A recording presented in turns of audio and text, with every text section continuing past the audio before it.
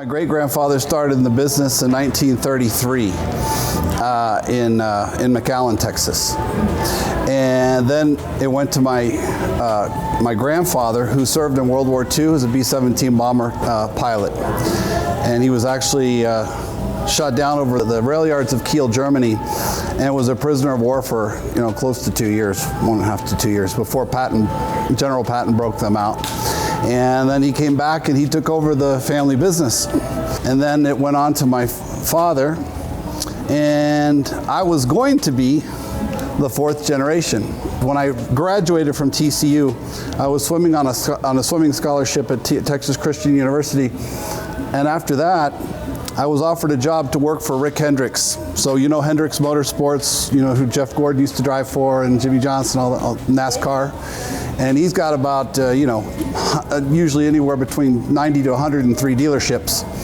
And when I was offered a job by my mentor, Sear Sauls, we met at a Saturn training deal back in the day, and he said, "Hey Charlie, I know you probably want to go work for your family, but if you want to come work for us and get some experience in the car business before you work for your family, we'd love to have you." And that was in Charleston, South Carolina.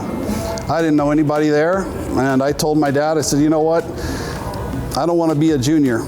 I decided when I was 29 years old to go ahead and say, Dad, I think I'm going to go out there and try to do my own thing and get my own business. And I survived on my own. And I could look my salespeople in the eye and say, I know exactly how to treat people. I know exactly what to do. I know exactly how to structure deals. I know what I'm doing. But you got to learn your trade from the ground up. I washed cars. I sold cars. I worked the service department. You can't just go up to the top.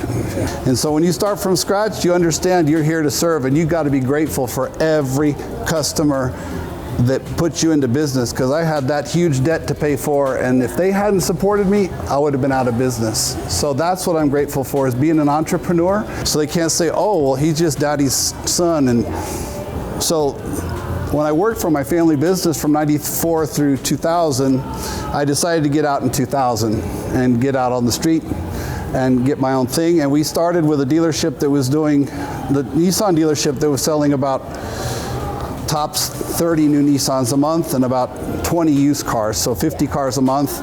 And we took it over, and within a year we had it doing over 125 new and 100 used. And Nissan freaked out, and they were like, what's going on? And that's where I integrated my Nana into the equation as well. My Nana has been part of our family since my great-grandparents.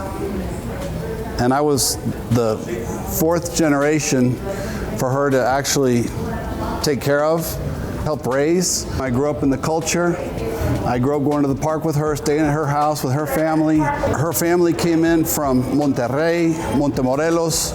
That experience for me translated into my business, because I loved the way I felt when I got to go to the park with her. And it was a very simple, but they were simple things. It didn't cost a lot of money. It was the cake, it was the piñatas, it was so we do a similar type of environment with the music, elotes, tacos. So the time that you spend at the dealership, usually at most dealerships, has a negative connotation. Either having to go through the experience of buying the car and having to barter and having to go through a process. I don't want people to go through a process.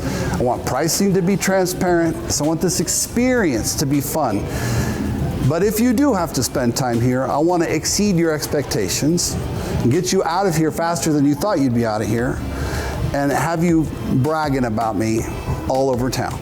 And why oil changes for life? Because I'd rather you not have to go, if people don't understand, they go to a quick lube and they don't use a filter that's for a Nissan motor or engine, and it burns up, guess what happens to your warranty? So they're gonna say, sorry, you didn't use genuine Nissan parts either.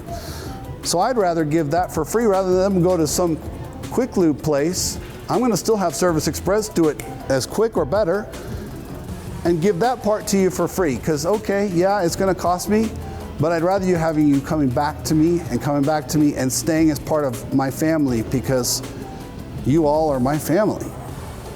I'm taking care of my family. That's why I do Nana's lifetime warranty, car washes for life, and oil changes for life. Yes, I could make profit off those things, but I'm saying no, I'd rather have my family take care of me and me take care of my family. I'm investing in the future. I'm investing in the fact that I want to keep my family together. I don't want them to disperse and have to go through nasty experiences somewhere else. We got to take care of each other, especially during these tough times. Quiero ofrecer a todos ustedes una pequeñita historia de mi larga vida. Al decir larga vida es porque yo emigré el año 63. Mis primeros trabajos fueron en una tienda del señor Brooks, frente a una escuela. Ahí me conoció la abuela de Charlie, Annie Waite, y le dijo a él que si yo podría trabajar con ella. Llegué y dijeron que sí, pero llegó la abuela de Charlie, vuelvo a repetir, y me conquistó para ir a trabajar y fui. Ahí alcancé a conocer la bisabuela de Charlie. Después, al tiempo, comencé a trabajar con Dorothy y Charles Clark.